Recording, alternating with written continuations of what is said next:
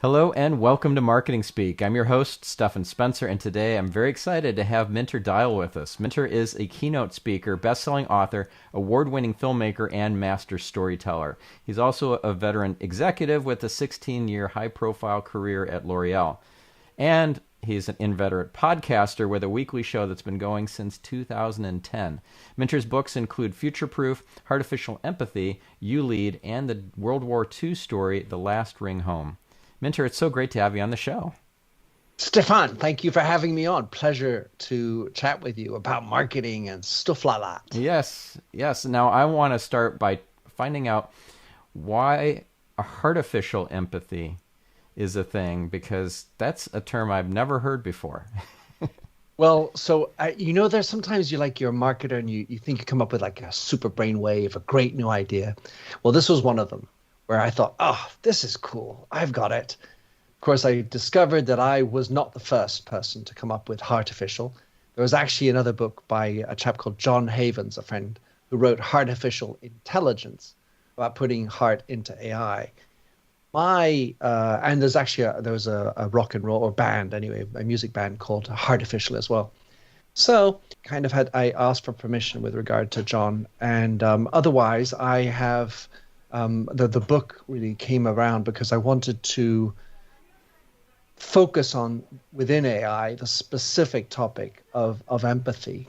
And you're trying to find some new territory, right? Whatever you're doing, you're always trying to carve out something new, the way you stand out, what do you stand for?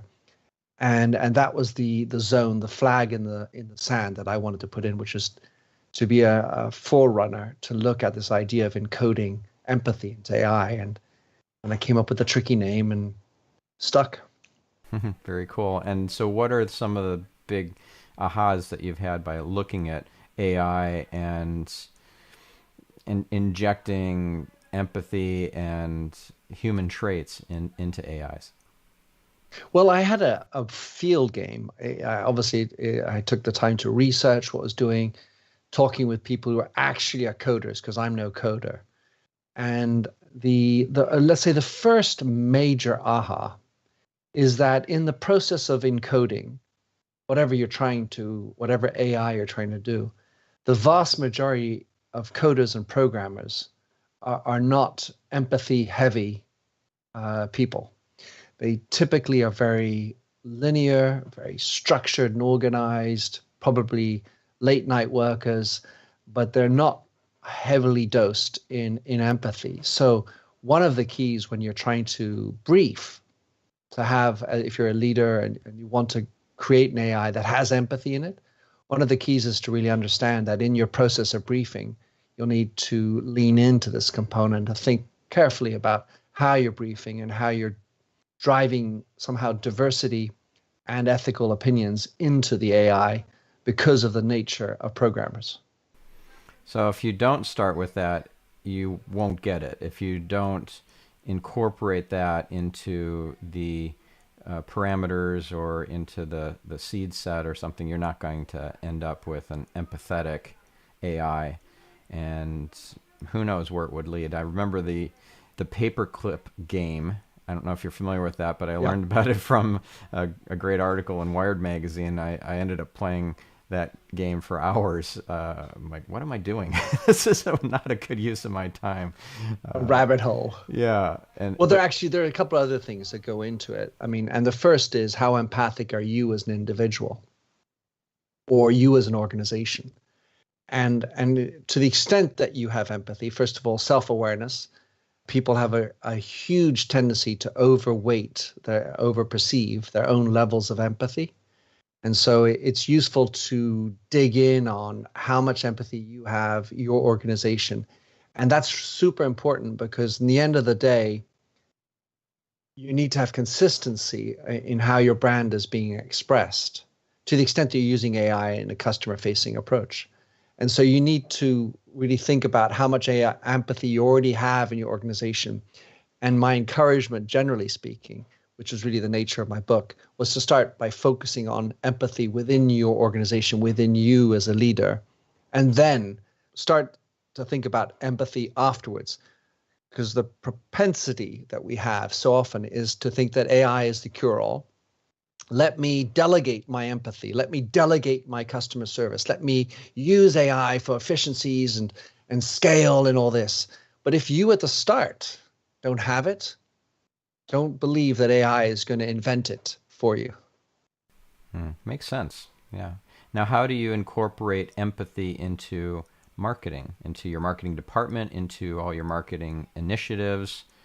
And maybe if you could give a few examples of standout companies doing that, that'd be great. Well, stand out, not so easy.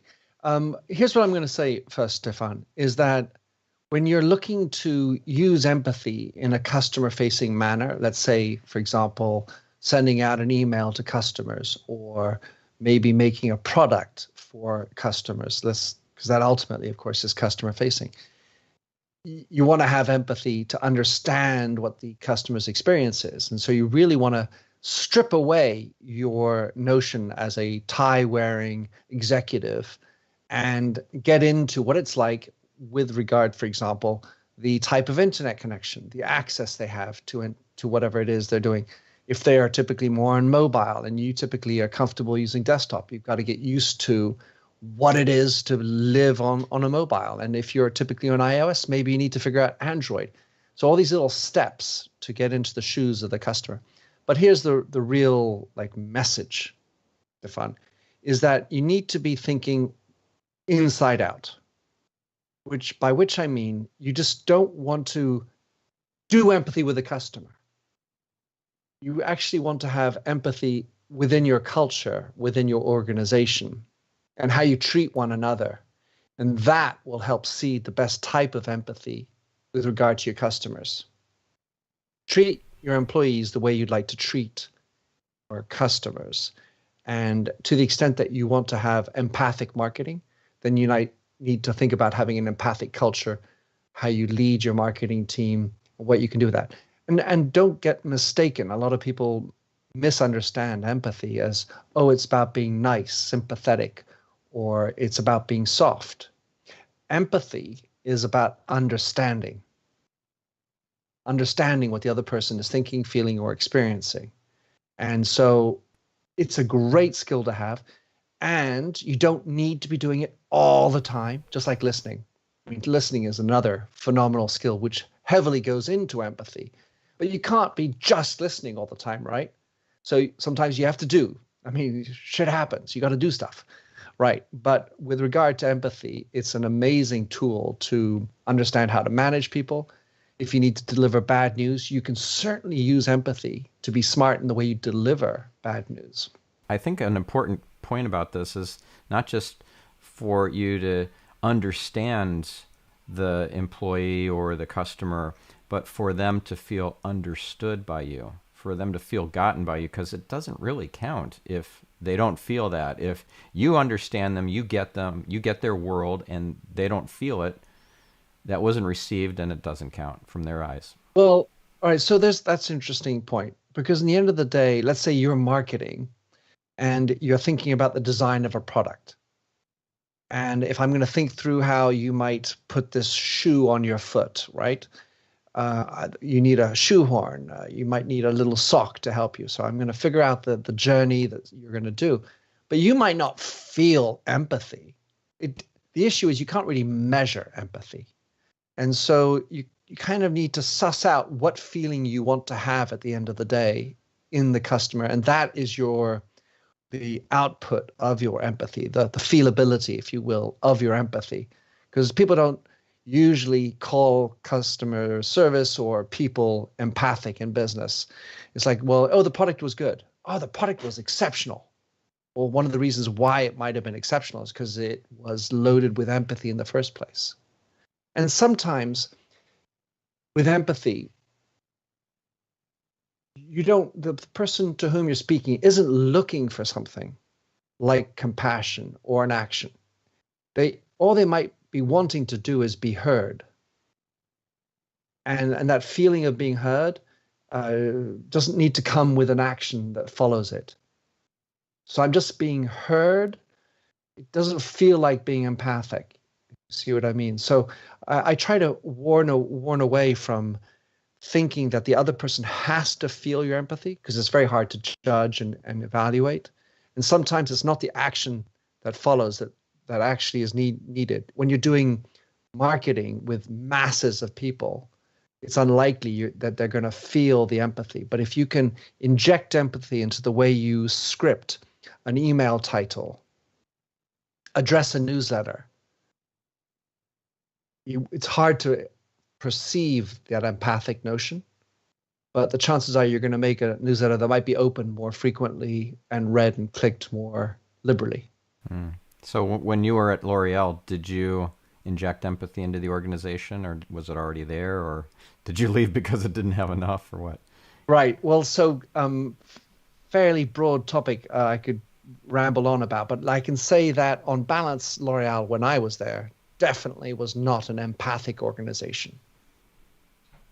And of course, there were empathic people. There's some brilliant, wonderful people still working there.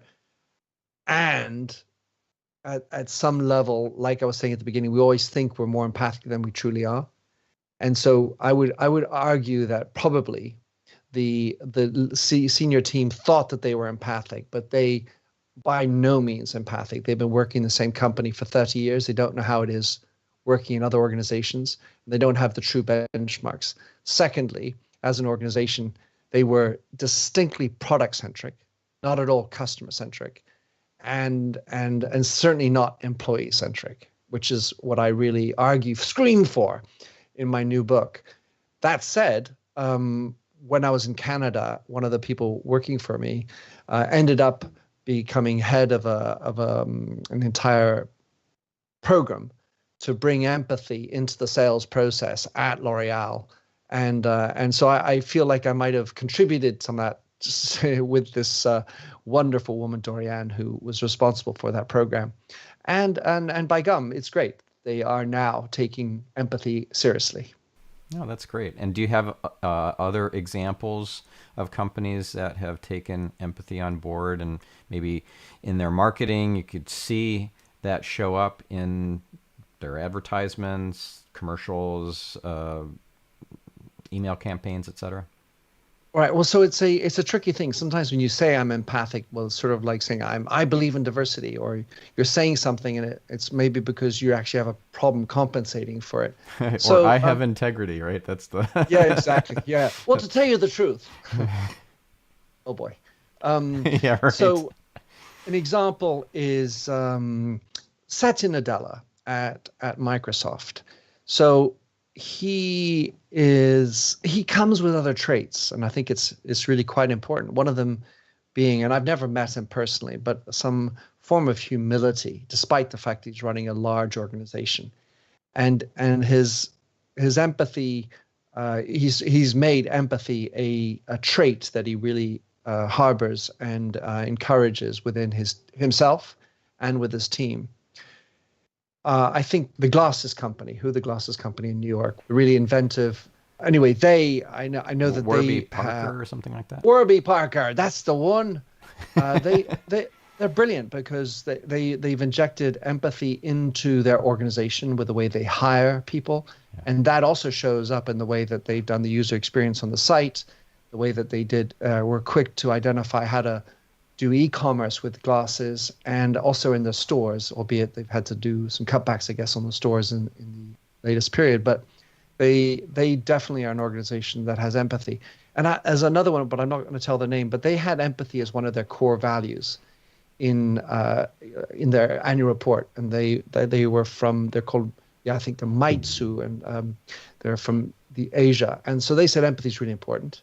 Great, except they got found out, senior management, for being misogynistic and absolutely deplorable management skills, fear and control everywhere. So it's not because you say it that you do it.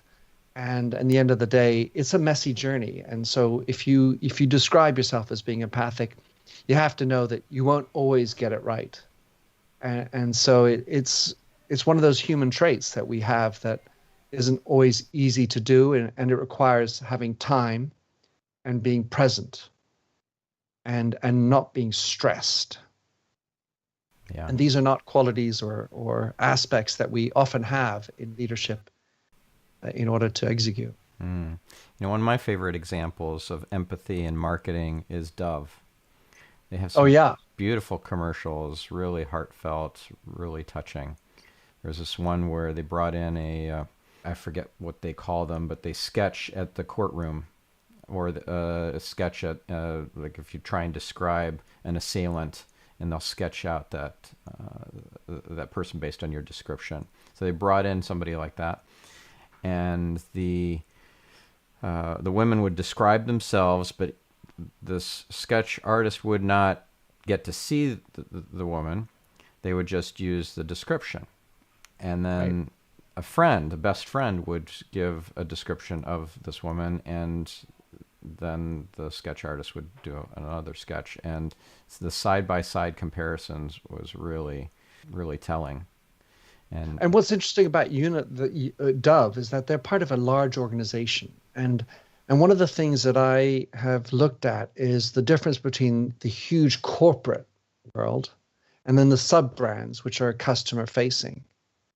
And they certainly with Dove pioneered so many things in terms of looking at shame or body love, if you will, yeah, and their body whole image. approach was so loaded with empathy. You're absolutely right, Stefan.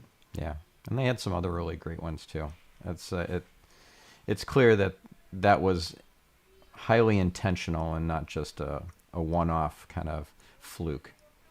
Yeah, absolutely. And I mean, and so many of these things that we're seeing, Stefan, in terms of the way brands are trying to develop and the hashtags that, you know, brands are feeling that they need to have. There are some brands that have been doing certain things for a long time, and that really smacks of authenticity. And even if they screw it up, because no one's perfect, as you try to do things, you have to stand out. You want to, push the boundaries. And of course, you can still make mistakes. But if they were to make a mistake in that kind of a category, they would be forgiven because of the legacy and the amount of work that they've done already in it, as opposed to others who are sort of pretending to be, one or other type of hashtag. It's kind of like having an emotional bank account and they've been depositing into it for many, many years. You can let them make a mistake, and you know they are forgiven, as you said. But those who have not been depositing into the emotional bank account of their consumers, yeah, not so good if Well, things go I off the refer rails. to, yeah, I refer to this as karma. And in my last book, I was writing about how the value of karma. And of course, it's interesting that Satya Nadella is Indian in his root, and a karma, of course, is more of an Indian concept, or he's just lived there. And the thing that's really interesting about that is your intentionality and the integrity of your intentionality. And so if you have been preaching this for 10 years as the CEO, everybody knows about it. You've been doing the storytelling, and of course you're not injecting it into every bloomin' promotion you're doing, but you've been doing it, you're living it, and then let's try something here, and then someone will call you out, but that wouldn't really be empathic, sir, or whatever. And then you can feel the texture to it. So if there were a screw up, the entire organization would come to your rescue as well. Your employees wouldn't be doing the eye rolling that so often happens when you're trying to do some communications and some narrative scripting that's full of BS. It's your own employees who are going to call you out for not being truthful because they sure as shit know what's happening inside the organization. Yeah. Well, let's talk a little bit more about karma, the law of cause and effect. It's not just from Hindu culture and religion. It's universal. It's a universal law. Do you have any examples that come to mind of karma coming back to bite an organization, and maybe some All right. lessons, some parables from this? All right. So my definition of karma is, first of all, about the intention, and second of all, about the action. And the concept that counts is that within your intention, you're not specifically waiting for a return from your action, because there's got to be a bigger idea behind it. There's not that you were trying to remove yourself from the transactional approach.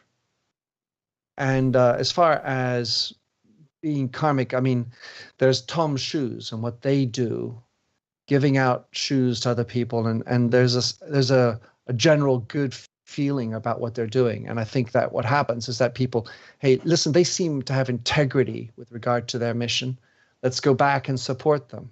Well, I'm prepared to pay more if I know that there's a genuine level underneath that.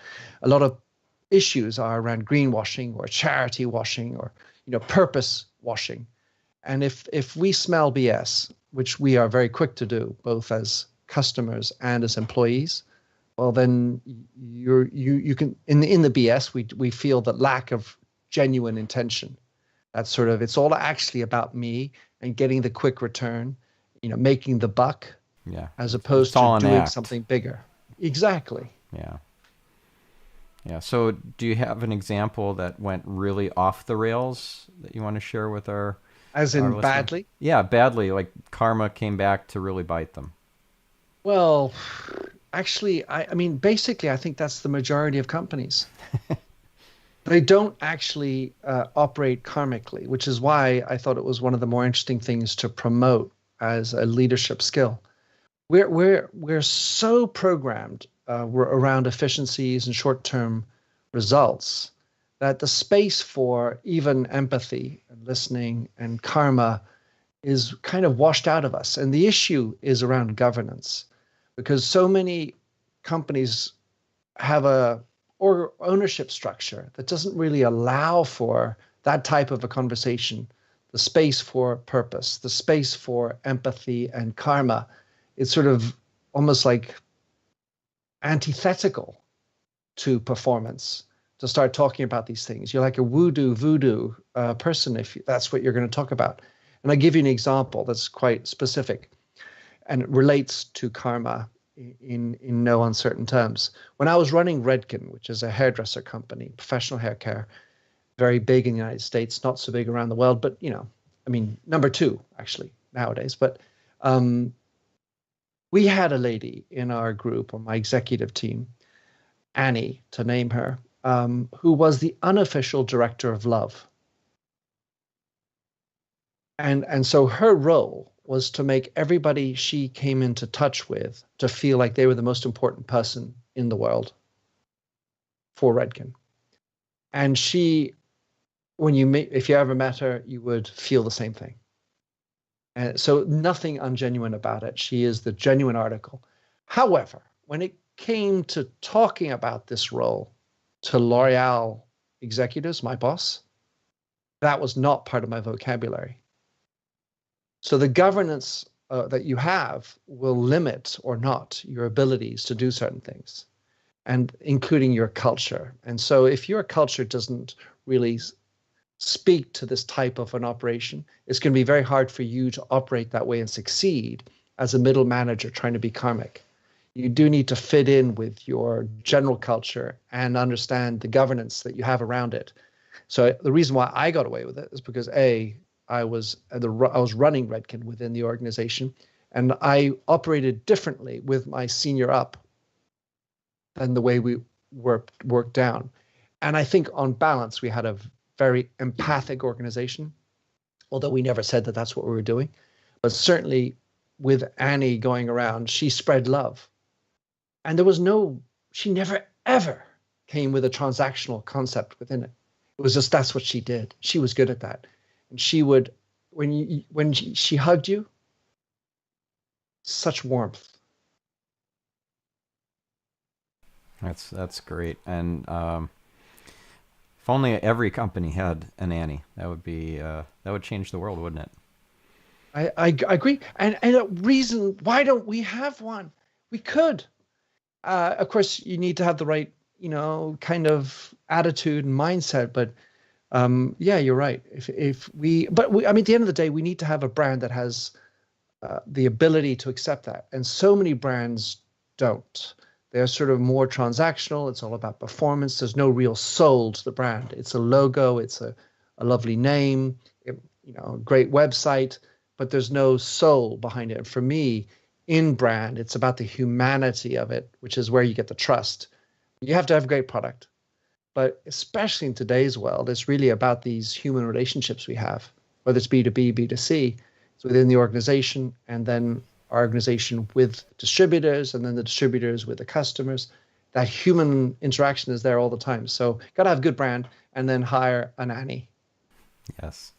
And I'm thinking of a company that I have a lot of experience with because as an SEO expert, I work on getting my company's higher rankings in this company's website, which is Google. So one thing that I think was handled very poorly, and many other people do, was in the city of Venice, California, there's a Google office, and the homelessness issue is big in Venice.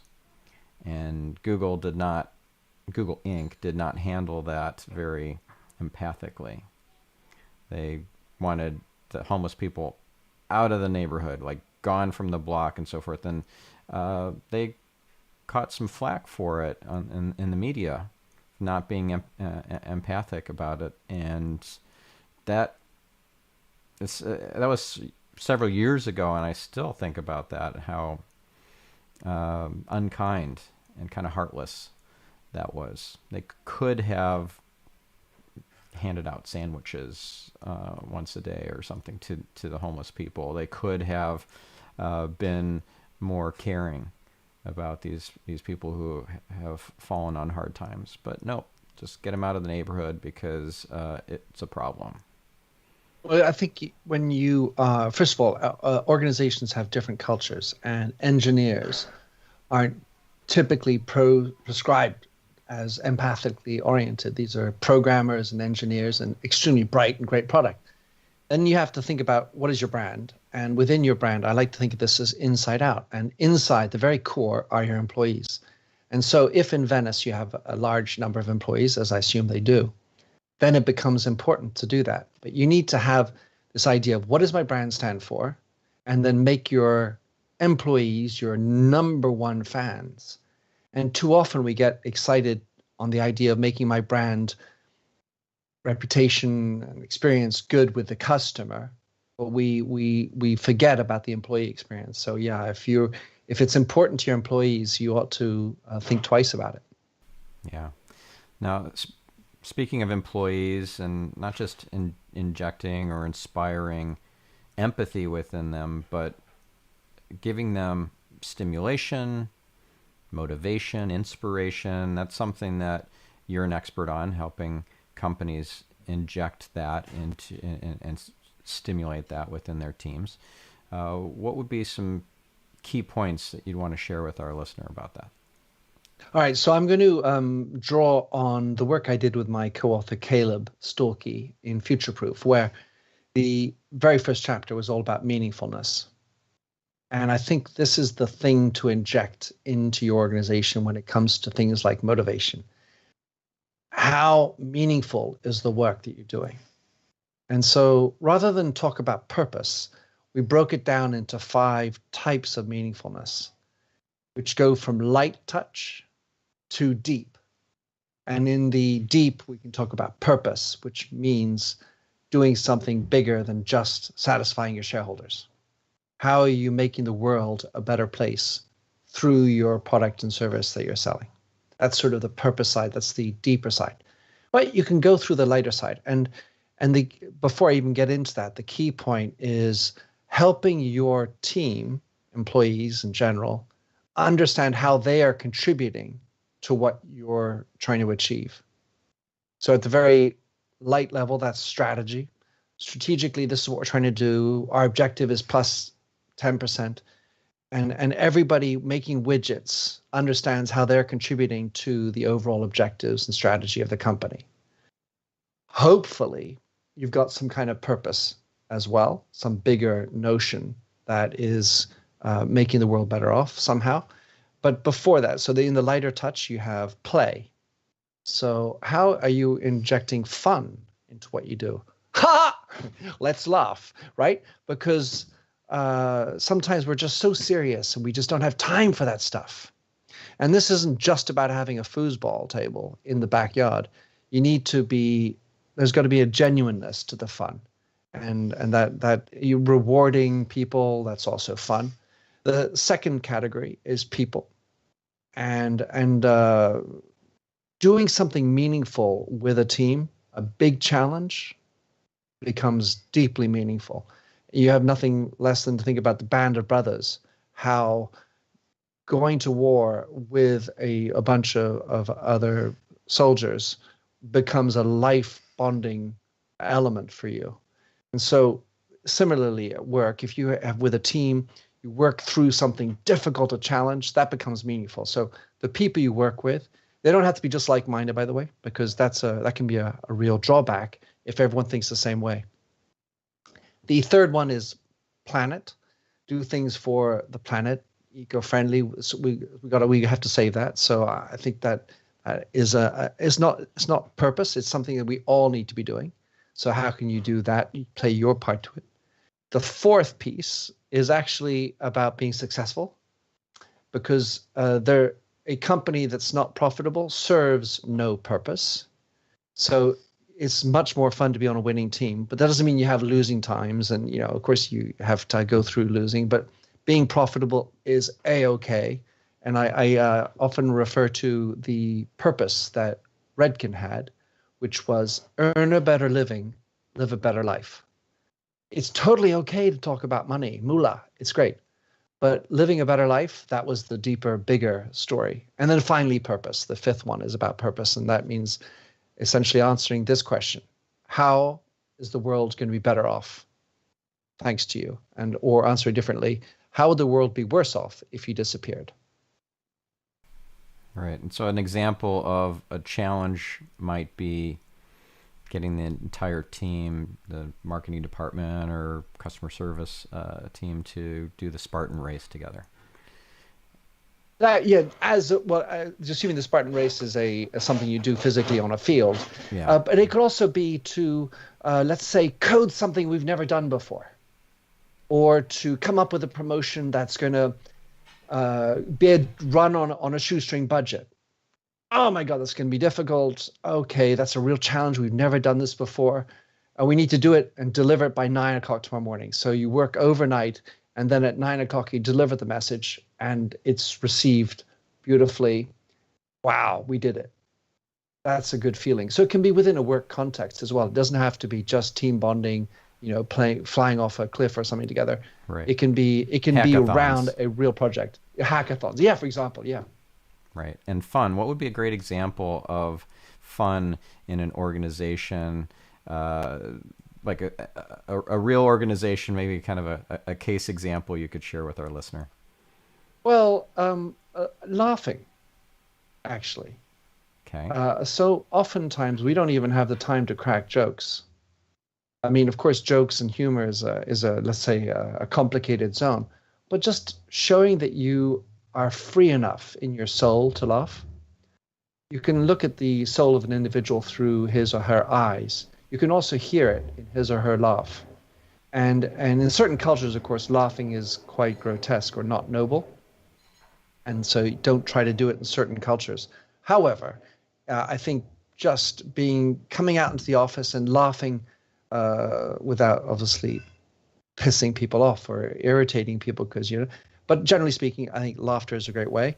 So think about an organization that you know of or you've interacted with that incorporates laughter into their culture in some way. Like I can think of Zappos as an example. I worked with them. They were a client for multiple years, and I'd go into their offices and I would see funny things, like a conference room that was themed, kind of redneck themed, and they had the tail end of a raccoon mounted on the wall, stuff like that. That's pretty out there, and surely it made people laugh who'd come in and see those crazy outlandish things in their offices. So so to the extent that I work with customers that generally have a lot of NDAs, so a lot of things I can't talk about, but I can say that not taking yourself seriously is a true starting point.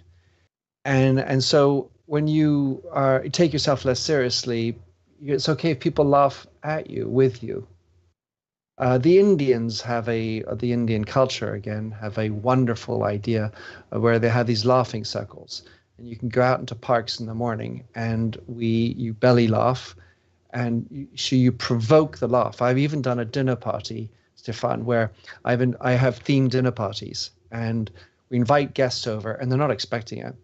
But then, you go over to dinner, just imagine the next or last dinner you went to, you go over, everyone brings a bottle of wine, fine, and we chat about stuff. And then I say, all right, put your glasses down, everybody stand up. Now let's laugh.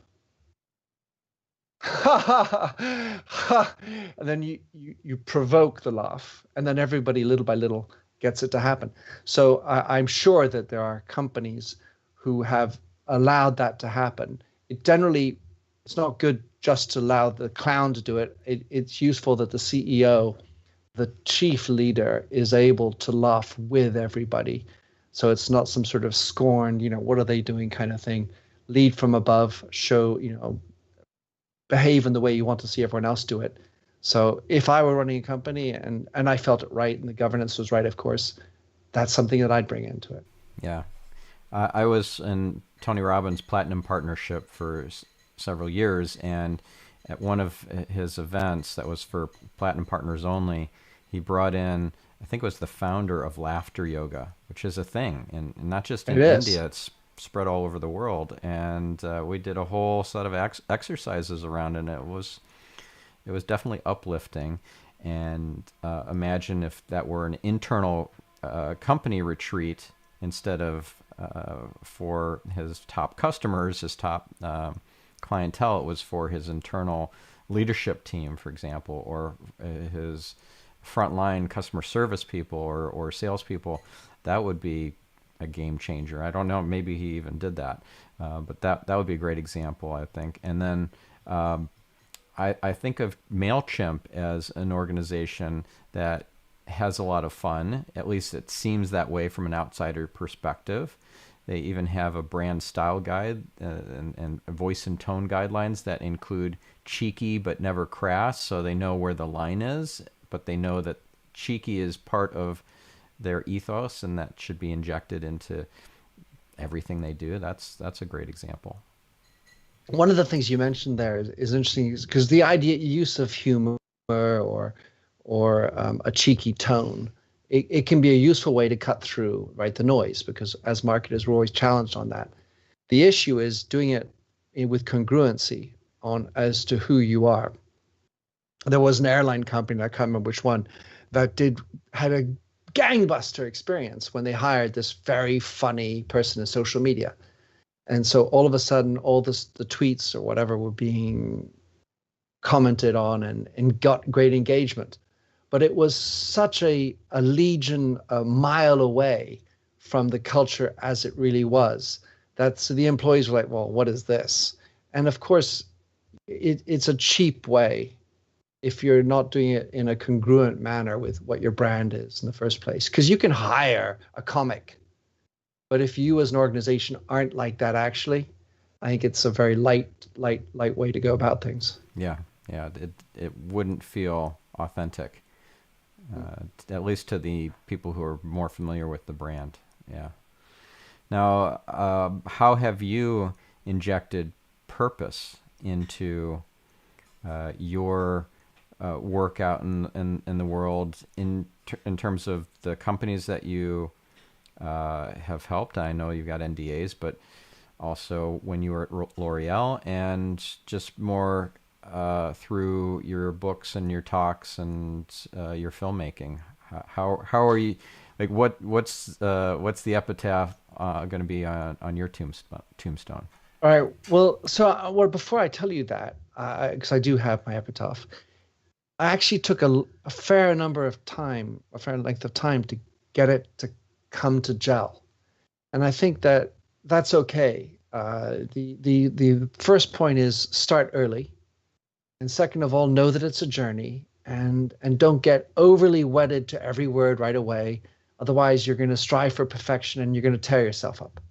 So that was my first thing. So my epitaph, somehow at least, should read: mentor, was someone who elegantly elevated the debate and connected dots, people, and ideas. And so I want to be held accountable to that.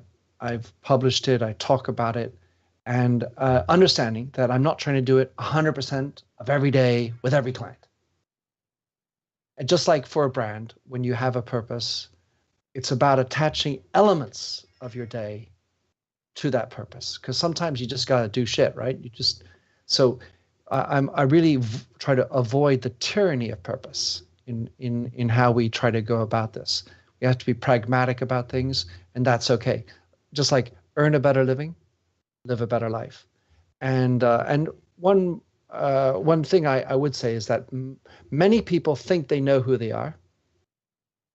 Many people think they have a purpose, but it's actually rather abstract, generally very broad, and not actually individual. And I'm going to say this with an idea to alarm people at some level. You need to do this hard work on who you are as an individual in order for that purpose to resonate. Too many companies have these silly ideas that are crafted words on a wall in an annual report that they think is their purpose, but that they don't make it come alive. And specifically when it comes to the executive team, they don't have a personal link into that purpose. If you're the founder, it's one thing. You own it. My purpose is my company, and somehow I can create the narrative. By the way, that's not always the case, but let's say on balance, that's the case.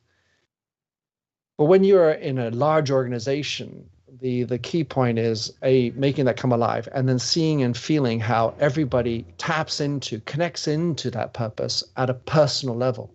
So if you're the CEO and you're working in a pharmaceutical company, or which could obviously have a wonderful purpose because they're trying to do things for the world. I say obviously, but not necessarily de facto the case, because pharmaceutical companies are amongst the least trusted of all the industries out there, and I would say with good reason. But on balance, as the CEO, have you got a personal narrative that links you into the purpose of this organization? And I would argue most CEOs don't do that work. A, because they haven't actually done the work on themselves to deeply understand who they are and what are their intrinsic motivators within them. And then two, making an honest link into that at a personal level. Because that might require, hey, talking about my personal life. No. Work is for work, Bullshit. Trust is deeply personal. And if you don't take it personally, I think you're in the wrong spot. You need to be taking this personally. You need to embrace it at a personal level. And when you do your storytelling as a CEO, because you should be considering yourself, amongst other things, as a chief storyteller, bring out your personal stories and anecdotes, how it relates into you, which will give permission to your team to also tap into their personal stories. That's so important. And if you have a purpose that's not actionable for your entire team, as well as, of course, the leadership, it's not a true purpose. And if you're not vulnerable with your storytelling and exposing your flaws, then no one else is safe to do that in the organization either, and you look fake to everybody internally and externally. Absolutely. I'd love to hear an example of powerful storytelling from a CEO, a founder that just really stuck with you. Well, I have one that's a counterexample. So a former boss said, well, at this company, we're all family. It's important. Look, we have these solid values. We've been together for a long time. And yeah, lo and behold, certainly been working in the same company for a long time. For me, I was 16 years at L'Oreal. And the problem is that I knew how he was with his family. And so married with 4 children and 2 mistresses, one of whom was deeply depressed and so poorly treated by him as a mistress that there was mental health issues. Yeah. So when he says, "Oh, family," let me tell you, we're all family. You need to be careful about the integrity, about how you're actually talking about that. Yeah, it makes makes the person in the know cringe, thinking, "Oh, don't want to be family like that." Yeah, and this whole idea that we can separate who we are as a person with our professional identity, I think that's the big challenge. I'm trying to think, Stefan, of an example of a person. Well, I have an example also in the same organization of someone that I know and love dearly, Beatrice, who, when she speaks from the heart. She's able to cry at work and doesn't feel like she's any less the person. In fact, I want to actually, it makes me bring up a story I can talk about more freely for having been it. So I was involved in a press launch, and it was a big deal. We had all the big hoopla press people, and I was really nervous, stressed to be exact. And when it came to speaking, I kind of lost my voice. It's hard to believe, probably, Stefan, but I struggled to, get it out. And at one point, I actually just burst into tears. It did it welled up, and then all of a sudden, poof, floodgates. And of course, I was mortified. Oh, I'm so sorry. What am I doing? Yeah. Oh, wow. Well, what happened was that eventually someone clapped. Other people clapped because they knew that I wasn't, that was the situation. I was stressed, and that allowed me to gather myself. And again, I apologize a million times. And at the end, I'm saying, I'm so sorry. Anyway, thank you for coming. I hope you got what you needed. Please look for this and that, whatever. And I kind of expected everyone to just run out the door. That's how I would have felt. I was so mortified about my whole experience. Well, what actually ended up happening was the most important person in the room came up to me and hugged me. In fact, that person didn't think any less of me.